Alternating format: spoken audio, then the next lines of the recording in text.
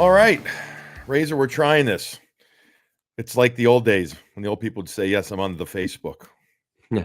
We're on the internet, I think. Morning Brew with Jaffe and Razor. Welcome into Morning Brew with Jaffe and Razor. This is the first live stream that we've done, and looking forward to it. If only then we get to have some of our listeners who have been so good to us over the years get the actual first run of the show, actually the only run of the show. Razor. Normally, folks, I think you know what we do. It's late at night on a normal non-matinee, and we're sitting down and we're talking, and we literally don't say a word to each other. We say, hey, ready to go? Good, go. That's what we're going to do right now, too. So welcome into Morning Brew with Jaffe and Razor, live stream version. Boston Bruins lose for the second time to this season, this time to the Florida Panthers, this time 4-3 in a game that I'll use the word frustrating, partner. I don't know. Do you have a word that you'd like to use? Yeah, it's still sloppy. It's Okay. just sloppy. Okay, frustrating and sloppy. There we go. We get those out right away. Before we get into it, we got a lot to get into, so we're going to get right into it. Morning Brew with Jaffe and Razor is proudly sponsored by Fazenda Coffee. We're calling these the Fazenda Coffee Studios. How about that? Fazenda Coffee, Boston Specialty Coffee Roaster. Visit fazendacoffee.com and do it .com/morning brew if you want to check out the Morning Brew blend or whatever else. Look, you can go on fazendacoffee.com and you can find everything you could possibly want. But also, if you're in the wholesale business and you want to serve the best coffee in town, Fazenda Coffee Roasters partners with cafes, bakeries, and restaurants to bring you the highest quality, fresh roasted beans and unmatched support for your business. Whether you're just starting or want to upgrade your coffee menu, Fazenda has the perfect coffee solution for you. FazendaCoffee.com/wholesale if you have a wholesale business, and book a call today to see how they can help you build your business. You know what, Razor? A good cup of coffee goes a long way to starting off a good day. And I would highly suggest Fazenda Coffee doing that. All right. I use frustrating. You use sloppy. Overall, after the game, I caught some of Jim Montgomery audio. I caught that via social. You know, after we did our post game, we had some on Nesson, and then I caught it on social. But you were downstairs, and you could hear his perturbedness, if that's a term. Another way of saying, I feel like he's pissed off, but you were down there, bud. What do you think? What did you make of the game, and how did it feel afterwards? Yeah, he was certainly hot. I sit in the room when he does those interviews, and you get anytime a loss, I just sit in the corner and quietly and like I'm not there. Like I a get kid it. in school that doesn't want to, you don't want to be maybe called on. maybe he'll say hi to me, maybe he won't. It's not a big deal. I see him at the rinks otherwise, so I can see him off business hours. So I don't take offense to it. Today it was definitely not there's no welcomes today. He came in hot, and he was more than happy to talk about the lack of battle from his team. Embraced it and went looking to make that point publicly on top of what I'm sure he was screaming about in the dressing room. So yeah, not happy. Probably frustrated that this Florida Panther team that was down their two best players took it to them the way that they did. And again, just that at certain times outcompeted and then to the sloppiness part. I mean, the Bruins basically gave them 2 goals, if not and then if not more with the penalties early on. So I think it's coaches, we talk about all the time. Coaches use games to get people's attention, and that'll be an easy one for Jim Montgomery and the coaching staff before they head out west to grab guys' attention. Florida Panthers had lost 2 games coming into this one. They were already down last game. Barkov, who's out look, I know he's a rival guy, but let's hope it's only 2 to 3 weeks. I love watching this guy play. I want him back in the lineup.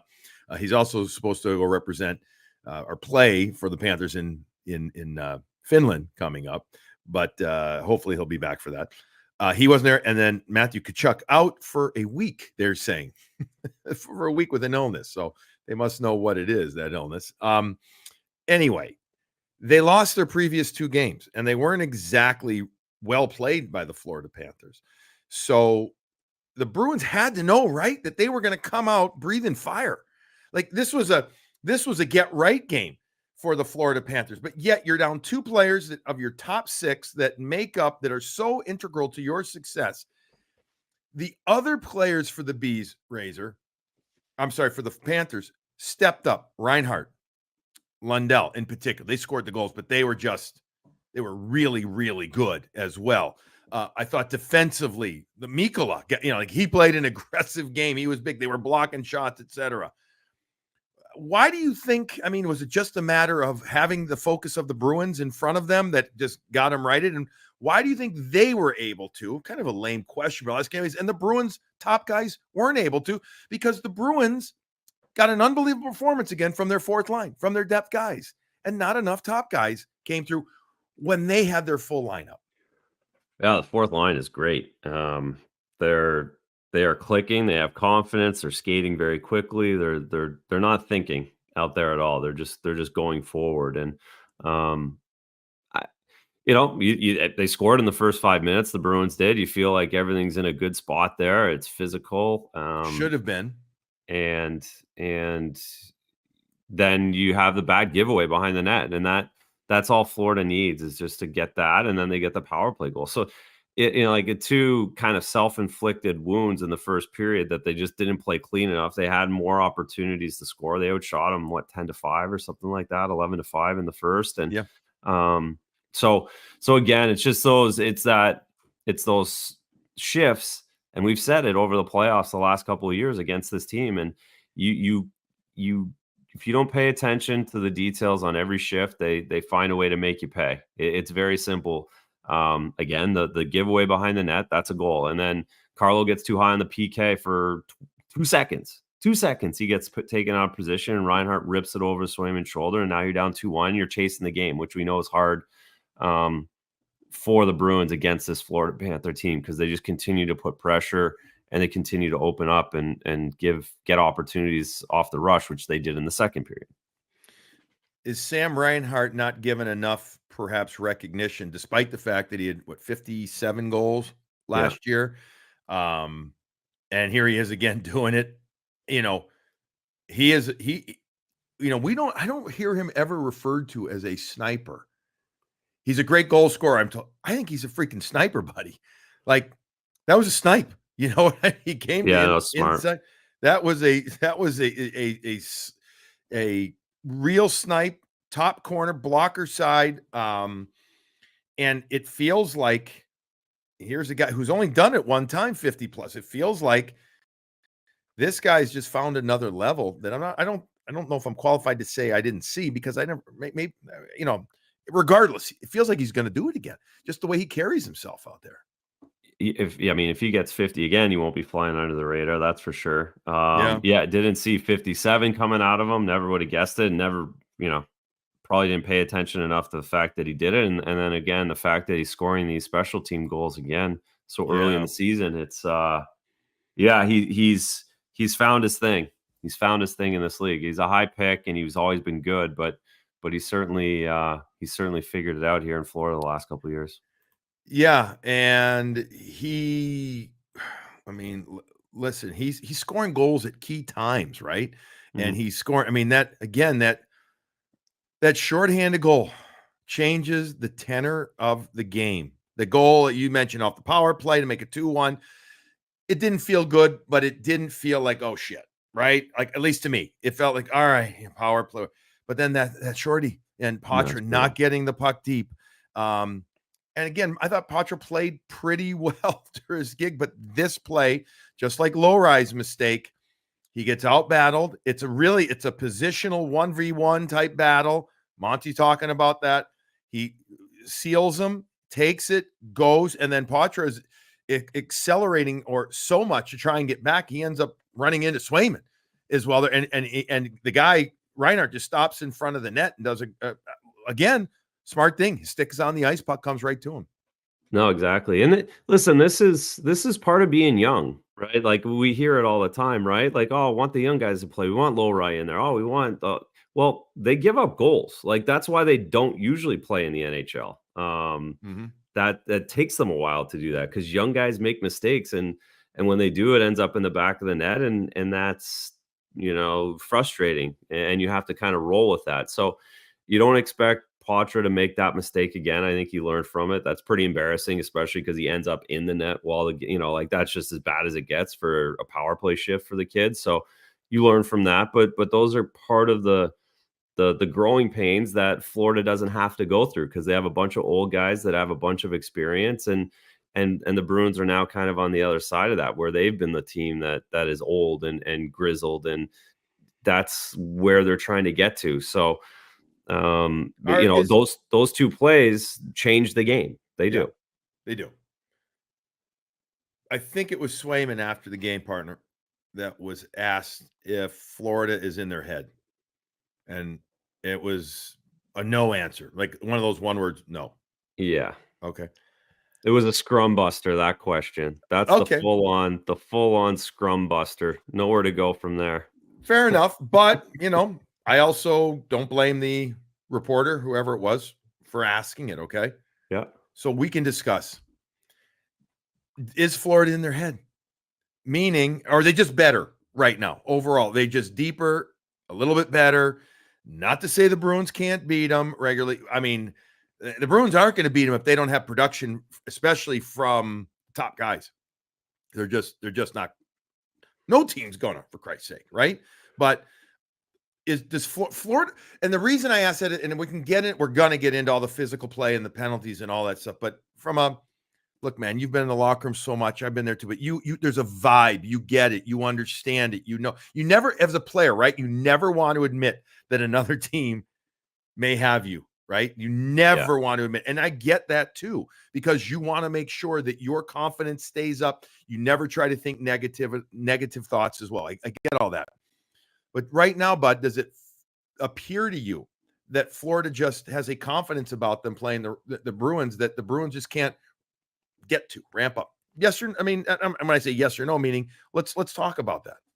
I think the Bruins are trying a little bit too hard right now against the Florida Panthers. At least these two games. There's no question. This week they tried too hard against the Florida Panthers. They didn't play their game, and they got too wrapped up in the physicality. And then of course it's AJ Greer hitting past it like that. That is bullshit, and that pisses everyone off. And if AJ Greer was on any other team, that same thing would have happened out there today. I don't think that was a Florida Panther thing. I think that was an AJ Greer thing. Okay.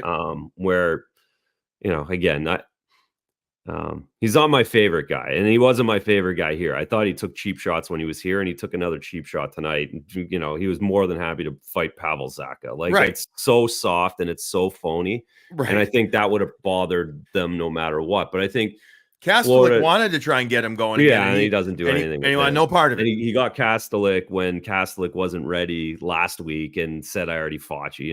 Again, that's his game. So I think, again, I guess the one thing is you're not going to see them till January now. So it's kind of irrelevant. Almost. Is that good or bad, or does it not even matter? I don't think it matters. I think it's a good thing because they don't have to talk about it, or again, they're not going to play this group again for a while. And, and until they beat them in the playoffs. And that's what Montgomery said before the game. These guys are the top dogs. They're the defending champs. They've won the Eastern Conference 2 years in a row. So yeah, they've got everybody's number right now. And until you knock them off in meaningful games, that doesn't change. So I think stylistically they're tough for the Bruins because they shoot everything and they play quick and they cause chaos. And the Bruins like to make plays and they like to have possession. And I think that way, stylistically, it's really hard for the Bruins to create turnovers and counterpunch because of the way they play. And that's what stands out for me. Isn't though a sign of a really good team being able to adjust when called upon, when needed to. So, I mean, let's play this out, bud. They can end up playing each other again come playoff time, right? Bruins are so. Well, I think. So just to jump in on that, I think you see what they've built, the fourth line and the D, they've built themselves to play a playoff series. But having Florida twice in the first week when they're still trying to figure each other out and still trying to create an identity for this group, I think it gives Florida an advantage in that respect.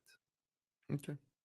Well, they're getting it. Florida gets to their game. They didn't get to their game perhaps as much as we saw a couple of days ago when they were in Florida, where that first period, they hammered away and every battle they won.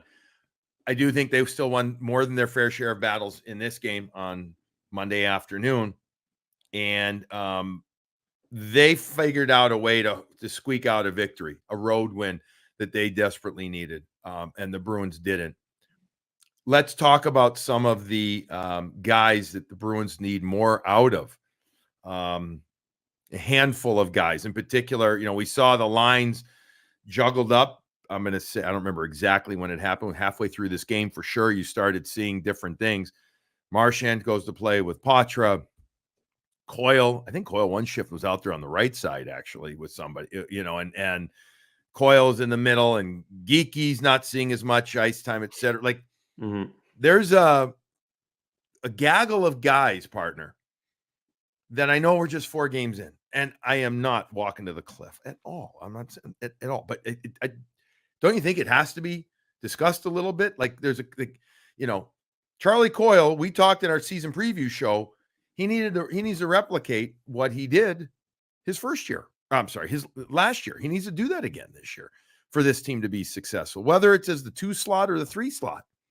He's going to need to. Morgan Geeky is going to need to as well. And you could look at a few other guys at times. I know the third line at times been pretty good. We applauded Poitras, especially last game. It was brilliant. Still love to see a little more out of Brazeau. Like these guys, Razor, especially those main cogs I talked about, we'll call them on the second line. They got to get going, don't they? Oh, big time. And listen, you can look at the ice time and recognize after a game like today who they're not exactly thrilled with. Morgan Geeky, 933. That's a problem. Yeah. They're not happy with that. Trent Frederick, 12 minutes and 23 seconds. That's a couple minutes below his average last year. Charlie Coyle, 14 minutes, probably 5 minutes below. 5 minutes below, yeah. His average last year. So yeah, there's some, that's I go to the ice time, and that typically tells you who's producing, who isn't, who's on the coach's favor, and they need that middle 6 to figure it out. And we knew that was going to be kind of the issue, at least early on, who was going to fill in and how are they going to put everyone together. So we're seeing that. We saw that tonight anyways. See what happens when they get out on the road, if there's any more changes, but you can't touch the first line. You can't touch the fourth line. So whatever puzzle pieces that are in the middle, they've got to put them together. So do you want to play just a quick game of what's my line with these middle 6? So, are you gotta, I would think, keep Marchand with Poitras. I would start with that pair. Would you agree? I might put Poitras over on the wing with Coyle and Marchand, and then put Geeky, Frederick together, and Brazeau together. Yeah. Good. And then I agree, because you do have to get Charlie Coyle going. Like he isn't a 20-point guy. So in this situation, I just think it's hard for him to be a straight third liner. That's all. I'm thinking maybe matchups too. He gets the third line thing. He gets to play more of a possession game with the monsters on the wing with Frederick and let's say Brazeau, if that's what they stick with. So, okay. So again, we're playing the game, but we're not getting anywhere with it. But could you see Frederick on the right wing? Again, then you're putting Geeky, Poitras, and Brazeau, 3 righties together. Yeah. I don't know if I like that either for that line. I don't know. We did see Poitras and Marchand in this game for at least a couple of times. They were out there. I guess the question is who's going to end up being on that right side. I guess maybe tomorrow in practice we'll see. Maybe we'll get an indication. I'll be curious. I got to imagine they would start wanting to practice with that way before they hit the bird to take off to go to Colorado.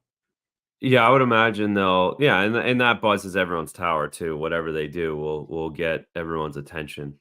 Players will be looking for it tomorrow a little bit, and so yeah, I think you will see lines that we'll see on Wednesday night, and we'll see some battle with that tomorrow.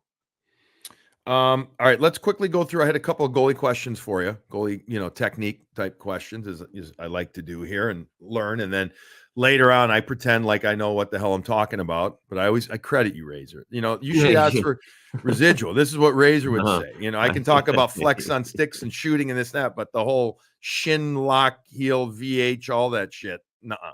I can't get to that or anything like that.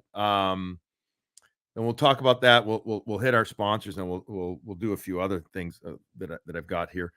So that goal that goes in with a Lundell goal off the side there, Sway, again, he was asked about that. That's just, literally a half an inch to an inch. The heel, the skate doesn't lock in there.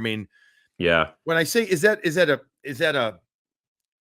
it just that shit just happens once in a while. There's bodies in front, masses of humanity, mosh pits. And sometimes a goal like that's going to go in. But all right, what else did you see?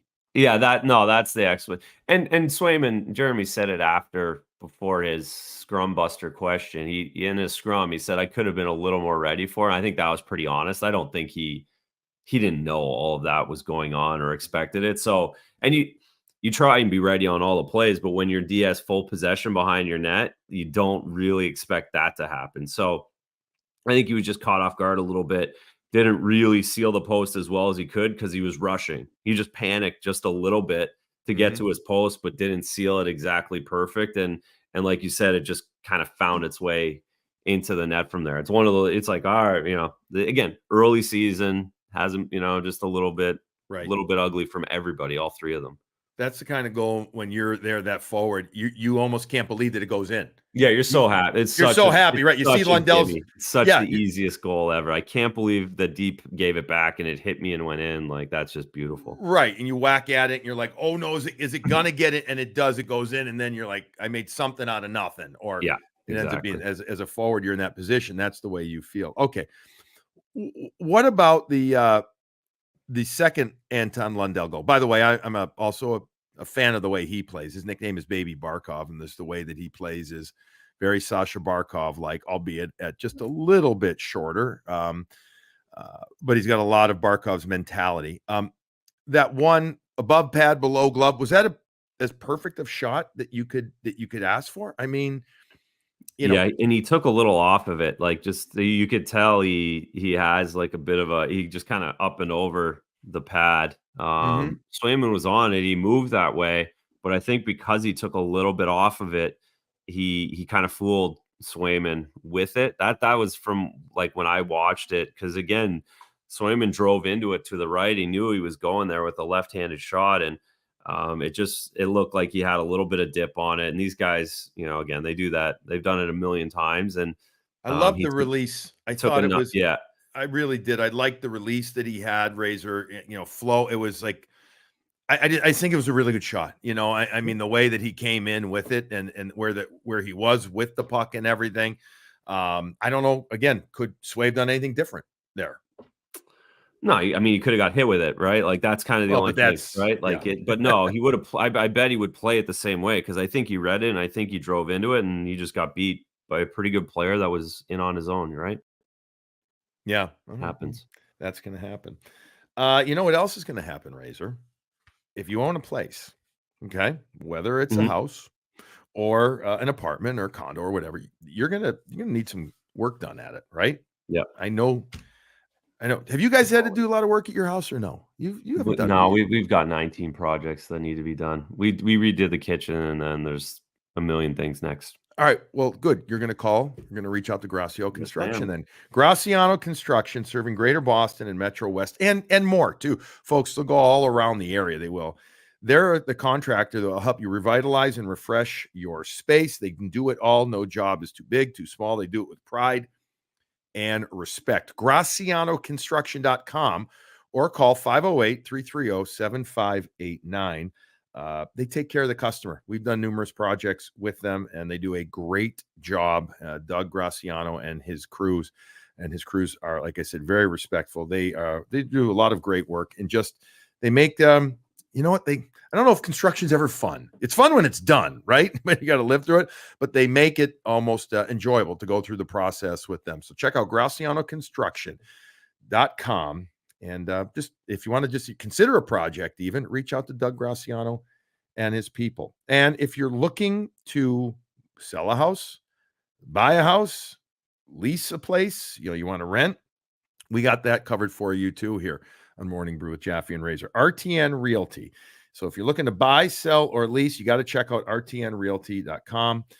Chris Gentile and his staff of 16 people, all very experienced. They've got you covered. Nothing too big or small for them either. All types of residential sales. Chris has over 2,500 transactions throughout his career. He knows the area, and he's licensed in a couple of states around there, Mass, Rhode Island.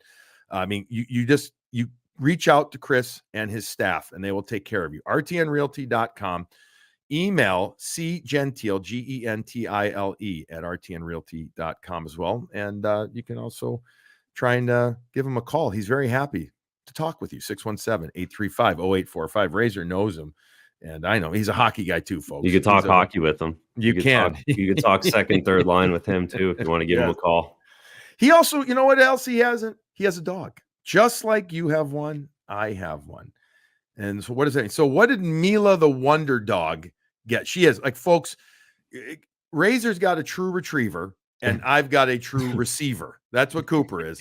And but we both are thrilled that Bay Dog, Canine Adventure Gear, has joined Morning Brew with Jaffe and Razor as a sponsor this part of the season. What did Mila the Wonder Dog get? She is a wonderful dog, and she is the ultimate retriever. She is a retriever, and her and Coop are best buddies now. Now that they've stayed together, they've had sleepovers. Now they like each other. We got a couple leashes, a couple collars with name, number. She's been carrying around the floaty, the floating device. She likes that, so she'll get in the water with that. So it's awesome. The kids, of course. I mean, Evie's just so excited to get any of the toys out at any moment. And then Aaron saw the Bay Dog at the pet store the other day. Oh, nice! The big display at the back of the store. So she was impressed with that too. So you can find it at the stores locally. Bay Dog is 100% veteran owned. They are super high quality products, folks. Smart designs, but also, and most importantly, very reasonably priced. They've got harnesses, leashes, collars, college gear. They've got a line of college gear. Places like UConn, Michigan, Yale. I mean, you can look online. It's like 33 different schools that they've got. So check out, if you went to one of those places, somebody did, they got a dog, go check it out. Use the code MBREW, BRU, MBRU, get yourself 15% off the entire order. The other thing that they're really known for, the best dog life jackets on planet Earth. So if you're out with your dog on a boat or at the water and you want one, go check out Bay Dog. And again, one day I'm going to tell the story of how Bay Dog and Morning Brew with Jaffe and Razor came to be. But we thank Bay Dog and Bart for joining us. All right. Those are our sponsors, folks. We appreciate you taking the time to listen and perhaps support. All right, buddy. Speaking of support, help me out here, man. Help me out, please. Power play. Can you support me? Can you give? We got some people listening, joining us here on the live stream, and I hope, folk, power play. I'm sure I haven't checked the comments section yet. I'm guessing that it's in there. What's going on, bud? It's too. The entries are too slow. They finally figured out a little bit better. Almost predictable. Is it about battles? What is it, man? Because they're not scoring on the power play, and they're shorthanded too many times. They've averaged 7 times short. 7 times. Nuts. In four games, right? Or is it 21? 6.5, whatever. I suck at math. So 5.5. Shit, I'm awful. It's basically 5.5. Like it's too many times shorthanded. But let's talk power play. What'd you see from down there? Oh, there's no shot mentality yet, and And every time they come into the zone today, they came into the zone over on the left side with Zaka. He was on his own. So they did all the work up the ice over on the right side. They kick it to Zaka, and then Pavel's on his own when he chips it into the zone to himself, or he comes into the zone himself. And they've got everybody else on the other side. So it just opens themselves not only just to give the puck up, but to have the other team going the other way. I mean, there's just no support. Again, Montgomery talked about they've got 3 guys and we have 2 guys, and that's not how power plays work. It's got to be the opposite. And they just seem so intent on setting up and moving it around instead of getting that first shot off, instead of working off of that. And again, that's what Florida does so well. We see it all the time. They get the puck and it goes to the net. It's just very obvious. Yeah. And the other best power plays in the league that you see, the puck movement is a half a second quicker than the Bruins are. And a half a second makes all the difference in the world. We saw so you go from Montreal that you played pretty well in the power play against, right? Mm-hmm. But it's Montreal. Correct. Okay. It's Montreal. That's right. Then you go and you play LA and you're like, holy shit. The pressure from Montreal, at times 3 guys, Razor, in one area of the ice getting after it on the PK. Yep. I mean, completely discombobulated the Bees for a bit on their power play, right? So you talk about going from, it's like no speed to full speed, Mach 5, right? And then the adjustment factor there. But the puck movement that can happen after you get that first shot mentality, because you force the opponent to just turn a little bit, pick up where did the puck go? Let me find it real quick.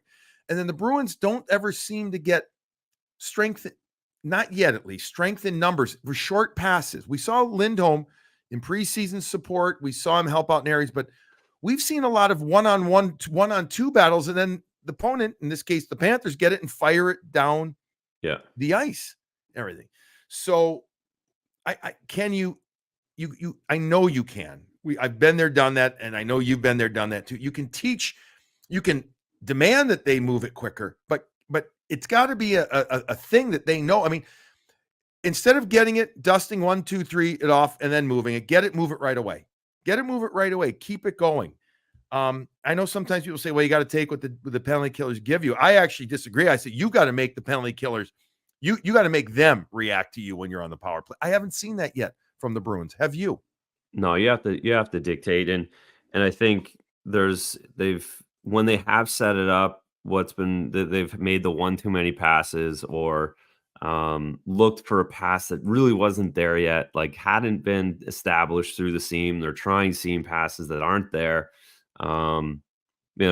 The best chance they had, again, it's the pass to one-timer off a face-off, and then Marshy had a chance over on the other side that got blocked. Like those blocked, yeah, and that was a pretty good opportunity. So again, if they can work off of that, that's the mentality. But right now they're trying too much down low, and realistically, they're just not setting up because they're so separated. They're so separated coming into the zone. Is it time to consider? And I understand it's a salary cap thing. Are we talking Tyler Johnson time? I mean, does it help the power play? Do we think it does? I don't see him going on your top unit, although why not? If you signed him, give him an opportunity to go there. I don't even know, I don't have numbers in front of me and everything. Can they do it yet? I think they could do it. I think they could fit it in there, but that's gone kind of quiet, Razor, at least from what I've heard. Heard. No, that's right. He's still, I assume he's around. I didn't see him, this weekend here, but certainly doesn't hurt his case that the middle six has had issues this weekend. Certainly doesn't, keep him from thinking that he has an opportunity to play here with the way that's gone in the middle six. But I don't expect, he's not the power play elixir that I think that's a separate conversation. I think if you are talking about him signing, then you're saying, okay, well, he can add a little bit of veteranness, a little bit of skill, a little bit of speed, a little bit of understanding how to play in the league in the middle six, and maybe help get a couple other guys going. How important is it this road trip coming up, partner? We start talking about getting on the road, not just for a one and done like they had in Florida, but now they get on the road, leaving tomorrow afternoon for Colorado. Game is Wednesday night, then 2 days off. Then they play Saturday. Then they have another 2 days off. Then they play in Nashville. By the way, some really freaking good places to go to have an extra day off in between each one. But also, how good is it just maybe does this help? Forget the whole having beers and all that shit. It's important. I get it. But I'm talking about the road mentality. You know, you're playing a very good team in Colorado despite their results so far. Do not get lulled into thinking that they're not a good team. They're not getting goaltending yet. Georgiev hasn't been good, but still a pretty freaking good team in Colorado there. And then you're playing Utah, who lost this afternoon as we sit and record this as well. But they're off to a pretty damn good start too. And you're going into a place that's going to be all crazy at that arena, the Delta Center. And then you got Nashville, one of the hot, it teams over the summer, them having signed Marchessault and Stamkos and Brady Shea. So how important is it? And how good could this road trip be for the let's get it simple in hockey type road hockey mentality type? Well, it's always good to get away early in the season. I don't think these matinee games did the Bruins any favors, if we want to dig into that. It's not an excuse, but I don't think they help early in the season to be playing matinee games and guys aren't getting morning skates, etc. So I think just getting on the road and getting some practice time and having morning skates and being in the hotel together and not worrying about where my kid is on the glass before warm-ups, matinee game after matinee game. And I think all that stuff kind of adds up. It's a long weekend for everyone here, and now they get to go on the road and get some sleep and hang out together and play some golf and do whatever else they do. So they should be able to find their game. And again, it's a long season, it's early, and this is a good time for them to kind of get away and get to know each other a little bit. Have you ever played in Utah? No, never. I miss Utah. Utah had the team Utah Grizzlies, I think, when I was but we never I was there. I worked there. Cross over there, yeah. Yeah, I went there a couple of times. Interesting place. It's changed significantly since I was in the IHL those days. It's so different now. The last 10 years or so, everything has changed, especially all the different people that have moved there, especially from the West Coast. I guess it's very entrepreneur driven now there. All right.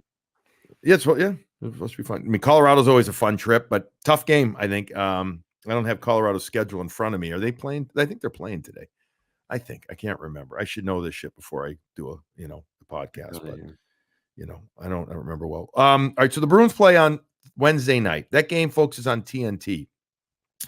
Razor, you and I are going to do a show. We just don't know if we're going to do a show right after that game. We could, if we want to stay up late, if we can stay up late. A lot of Fazenda coffee. Yeah. No gummies for me. If I do gummies, I'm done. Good night. Good night, gummies. We'll let you know, folks, if we're going to do a late night brew live and stream and everything. And I hope this has gone well so far. Our maiden voyage at the live stream. Or we'll record one in the morning on the 17th. So we will let you know sometime on Wednesday, the 16th, what we are going to do with regard to our next show. Is there anything? What else have I forgotten anything, bud? Have I missed it? The low ride goal was nice. It was real nice.